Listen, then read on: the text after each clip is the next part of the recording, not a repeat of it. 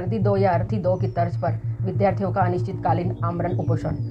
संविधान चौक पर 17 फरवरी से विभिन्न राज्यों से आए विद्यार्थी अब तक अनशन पर बैठे हैं। अर्धसैनिक बल 2018 भर्ती में नियुक्ति न मिलने पर अनिश्चितकालीन आमरण उपोषण। भर्ती का आश्वासन देने के बावजूद भी पद नहीं भरे गए। 6000 रिक्त पद है पर सरकार भर्ती नहीं कर रही। स्टाफ सिलेक्शन कमीशन द्वारा कांस्टेबल पद के लिए दिए गए परीक्षाओं में योग्यता मिलने के बावजूद पद भर्ती नहीं की जा रही है।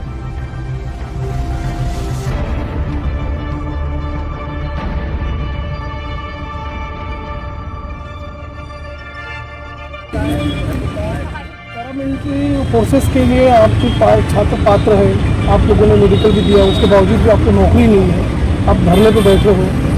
कितने दिनों से आप धरने पे बैठे हो, उस बारे में बताइए।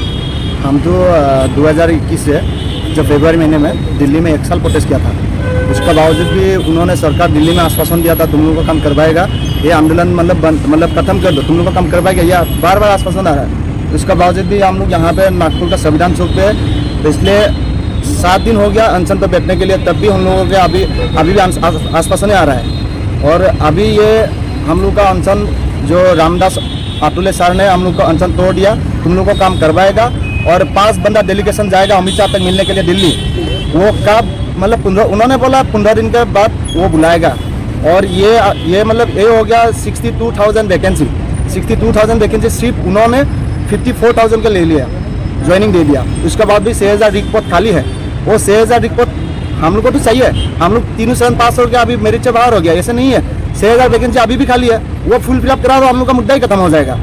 जैसे कि उन्होंने हम लोग मेडिकल फीस 1,09,000 था, उसके बाद 50,000 उन्होंने 50-50 करा, 50-50 खेल दिया, 50,000 भरा, 50,000 मेरिट से बाहर कर दिया। हम लोग को अभी 50,000 ज्वाइनिंग नहीं चाहिए। यहाँ का जितना संविधान चौक पे मौजूद है उन्हीं का मतलब ज्वाइनिंग दे दो। मैं ये कहना चाहती हूँ सरकार को और अमित शाह जी को, ये बार बार मैं रिक्वेस्ट कर रहा हूँ, दिल्ली से भी यहाँ से भी, यहाँ संविधान चौक पे जो बंदा अनशन पे है उनका जल्दी से जल्द तत्काल मतलब ज्वाइनिंग दे दो, नहीं तो ये आंदोलन बहुत मतलब मजबूरी हो जाएगा। सैनिक बल की आपने तैयारी भी किए हुए है, सब कुछ होने के बावजूद भी आप लोगों को रोजगार नहीं है, किस तरह की मुश्किलों से आप गुजर रहे, उस बारे में बताइए। सर मैं तो कहना चाहूँगी, केंद्र सरकार हम लोग को 2018 में भर्ती निकाल कर हमें एक फौजी में जाने का सपना दिखाया था, और जिस तरीके से वो योग्यता निकाला था, हम वो योग्यता पूरी तरह से हम मतलब प्राप्त कर लिए। हम जितना भी योग्यता मांगे थे हमने सब दे दिया, फिर भी हमें पता नहीं मतलब क्यों हमें मेरिट से बाहर किया गया, हमें ज्वाइनिंग नहीं दिया गया। हम सरकार से यही पूछना चाहते हैं कि जो योग्यता उसने मांगा था, हम पूरी योग्यता भर्ती प्रक्रिया हम पूरी कर चुके हैं, फिर भी हमें ज्वाइनिंग क्यों नहीं दिया गया। हम सरकार से यही रिक्वेस्ट करते हैं कि एक बोलना चाहिए कि यहाँ बहुत सारी परेशानियों का झेलना पड़ता है। आप समझ सकते हैं लेडीज परेशानी, क्योंकि यहाँ बाथरूम भी नहीं है, ना रहने का सुविधा है, ना और बाथरूम में भी मतलब हर रोज़ नहाने का मतलब पैसा देकर नहाना पड़ता है। तो ये सब कुछ एक कहना चाहिए कि हम धतर की टोकरें खा रहे हैं। तो मैं यही कहना चाहती हूँ कि हम पूरी तरह से 1-1.5 साल से आंदोलन करके ना पूरी तरह से टूट चुके हैं। हम सरकार से यही रिक्वेस्ट करते हैं कि हमारी जो नियुक्ति है जल्दी से जल्दी करवाएं। जय हिंद, जय भारत। महीने से आमरण उपोषण पे बैठे हुए हैं, यहाँ के केंद्रीय मंत्री नितिन गडकरी साहब हैं, उनका कोई रिप्रेजेंटेटिव आपसे मिलने आया है क्या?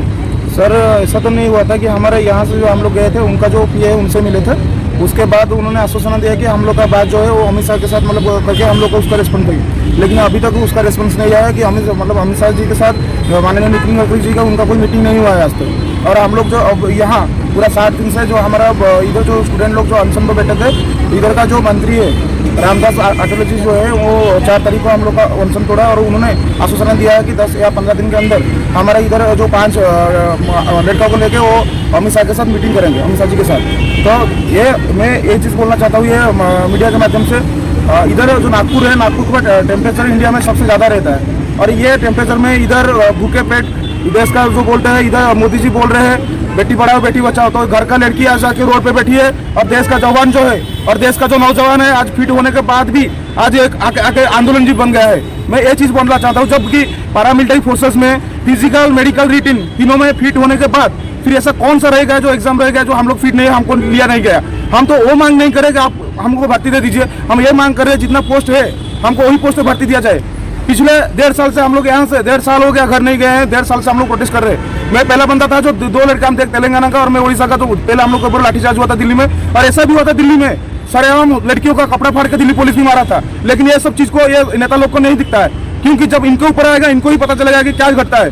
और आप देख लीजिए जो फौज में जाते हैं ज्यादातर किसान फैमिली से जाते हैं। आप देख लीजिए कोई अंबानी कोई अदानी का लड़का कभी नहीं जाएगा फौज में। जो आते हैं सिर्फ जो नौजवान आप देश के लिए जान देने के लिए लड़ रहे हैं वो सिर्फ किसान के फैमिली से बिलोंग्स करते हैं। तो मैं ये वीडियो के माध्यम से इतना बोलना चाहता हूँ कि माननीय अमित शाह जी तुरंत ये जो प्रोसेस है जल्दी से जल्द खत्म करिए और हमको जल्दी से ज्वाइनिंग दीजिए। नहीं तो आप ये प्रोसेस ज़्यादा बढ़ाएंगे या 15 दिन के अंदर हम लोग के रेस्पॉन्स में कोई नहीं आता, मतलब कोई भी सुनवाई नहीं हो रहा है, तो ये प्रोटेस्ट और भी आगे जाएगा। और ये जो हमारा जो नारा है वर्दी दो या अर्थी दो, जाएंगे यहाँ से लास्ट में हमको कुछ नहीं मिलेगा, नहीं तो हम लोग यहाँ से नहीं हटेंगे, लास्ट तक हम यहीं पर रुकेंगे नागपुर में। यहाँ से जाएंगे तो सिर्फ हमारा लाश उठेगा, जब तक ज्वाइनिंग नहीं मिलता है तब तक हम यहाँ से नहीं लेंगे। पैरामिलिट्री फोर्सेज में पूरे प्रावधान पूर्ण करने के बावजूद भी आप लोगों को रोजगार नहीं है, धरना पोजिशन पर आप बैठे हुए हैं, आप आगे का आपका क्या एक्शन प्लान रहेगा उस बारे में? नमस्कार, मेरा नाम नीलेश मोरे है, नांदेड़ से काम करता हूँ। 1 साल तो दिल्ली में हमने आंदोलन किया, सरकार के आंखों के सामने, नजरों के सामने हमने आंदोलन किया, फिर भी सरकार ने हमारी बात सुनी नहीं है। ये बहुत शर्म की बात है कि सरकार के सामने जो हम दिल्ली है हमारी कैपिटल है, वहाँ पे आंदोलन करने के बावजूद जंतर मंतर पर सरकार ने हम पर ध्यान नहीं दिया। ये बहुत गलत हो चुका है हमारे साथ। फिर हम दिल्ली में हमने जब गडकरी साहब से 4 बार मुलाकात की है तो हमें लगा कि ठीक है, गडकरी साहब सबके दुख दर्द सह लेते, सबसे काम कर लेते गरीबों के, तो इसलिए हम यहाँ पे नागपुर में लगातार 2 महीने से यहाँ पे अमरण अनशन के लिए बैठे थे। 4 तारीख को माननीय न्याय मंत्री जो रामदास आठवले जी है, उन्होंने हमारा अनशन तोड़ा और हमें आश्वासन दिया कि मैं आपका काम जरूर करूंगा। अब इतना बड़ा आदमी है तो हमें आश्वासन दिया तो क्यों ना हम उनकी सुने। पहले तो वो न्याय मंत्री है, उनके डिपार्टमेंट में हमारा न्याय देने का कार्य होता है और हमेशा हमने एक कदम आगे चलकर हमने हमारा काम करने का प्रयास किया है। लेकिन इस बार हमने हमारा एक कदम पीछे लिया है, क्योंकि रामदास जी आठवले पे हमने बहुत अच्छी तरह से दिल से भरोसा किया है। हमें लगता है कि वो हमारे काम करेंगे। आगे की रणनीति है कि हमारा अनशन टूट गया है लेकिन हमारा आंदोलन खत्म नहीं हुआ है। हमारा पहले से ही अनिश्चितकालीन धरना प्रदर्शन था। अनिश्चितकालीन धरना प्रदर्शन करने के 15 दिन बाद हम अनशन पे बैठे थे। फिर हमने अभी अनशन रामदास जी आठवले के हाथों से हमने अनशन तोड़ दिया, लेकिन फिलहाल हमारा जो अनिश्चितकालीन धरना आंदोलन लगातार चालू रहेगा और जब तक हमें न्याय मिलेगा नहीं, जब तक हमें ज्वाइनिंग नहीं मिलेगी तब तक हम तो यहाँ से हटने वाले। चाहे आपकी मांग मांगनी नहीं जा रही है, तो आगे चल के आप क्या चाहते हैं इस बारे में? जय हिंद, मैं बीरू बिहार से। हम लोग के मांग ये लड़ाई हम लोग तब तक लड़ेंगे जब तक कि हमारी ज्वाइनिंग नहीं मिल जाती, चाहे सरकार हमें वर्दी दे दे या अर्थी।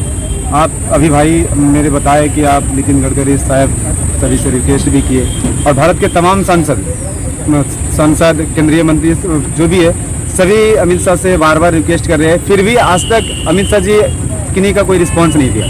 अब हम माननीय प्रधानमंत्री और राष्ट्रपति जी से निवेदन करना चाहते हैं कि आपके सरकार में मात्र एक ही नेता तो नहीं है ना कि वही एक काबिल है कि जो हमारे ज्वाइनिंग की बात कर सकते हैं। आप लोग भी आगे बढ़कर के हम लोग के बारे में सोच सकते हैं। माननीय मोदी जी विदेश जाकर यूक्रेन में भी जो बच्चे फंसे हुए थे उन्हें हेल्प करने के लिए बहुत सारी सुविधा दी, बहुत सारा हर एक बात। जैसे बांग्लादेश में वहाँ के बच्चे बेरोजगार थे तो उनको रोजगार देने की बात चल रही थी, तो आप विदेश के बच्चों को आप रोजगार दे रहे हैं, यहाँ पे वहाँ पर मदद करने की गुहार लगा रहे हैं, लेकिन भारत के बच्चे बेरोजगार हो रहे हैं और भारत के बच्चे भूखे प्यासे, यहाँ तक कि बच्चियाँ सर लगभग 1.5 साल से घर नहीं गई, उसके बाद भी इधर रोड पे लड़ रही है कि अपने हक का जो लड़ाई है उसको मिले। भारत में अपना हक मांगना अधिकार कानूनी राइट दिया गया है, तो वो उसके तहत वो अपना लड़ाई लड़ रही है, तो कोई आज तक क्यों नहीं सुना जा रहा है। इतना ही नहीं, हम लोग दिल्ली में एक दरवाजा खटखटाए। हम लोग बहुत सारी लड़कियां के भी आपको बताए होंगे कि लड़कियां के कपड़े भी फाड़े गए। ऐसा एक दरवाजा नहीं है, ऐसा एक संसद भवन में हम लोग लगभग हजारों बार गए कि हमारी बात को सुना जाए। अगर जो हमारी गलत मांग है तो आप हमें स्पष्टीकरण दीजिए कि हाँ आप गलत मांग कर रहे हैं। आपकी मांग क्या है? हमारी मांग है कि हम जो 6,000 सीट बची हुई है, जो हम लोग पिछले दिल्ली में और अभी तक नागपुर में जो प्रोटेस्ट कर रहे हैं, उनको प्राथमिकता देते हुए पूरे सीट को भरी जाए।